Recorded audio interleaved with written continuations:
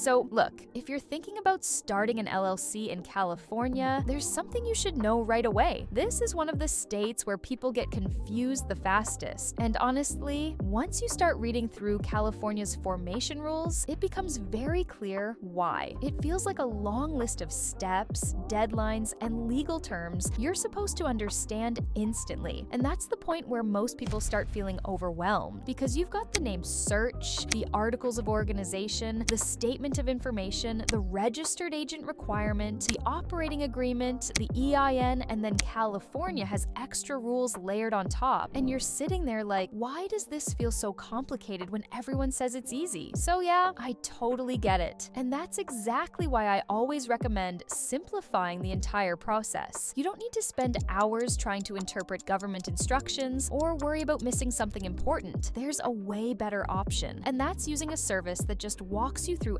every step in the right order. And here's the part most people forget. After forming multiple LLCs across different states, there's one service that made the California process smoother, clearer, and way less stressful every time. And that service is Taylor Brands. They make everything easy to understand, file your paperwork correctly, keep you compliant, and make sure nothing slips through the cracks. So yeah, if you want the easiest way to start a California LLC without paying a lawyer or spending an entire weekend trying to figure this out alone, just use the Taylor Brands link in the description or pinned comment, because my link automatically applies the discount for you. Thanks for watching. I wanted to give you a quick, straight to the point guide so you don't waste time on your California LLC. If the video helped, drop a like and hit subscribe. It really supports the channel. I'll see you in the next one.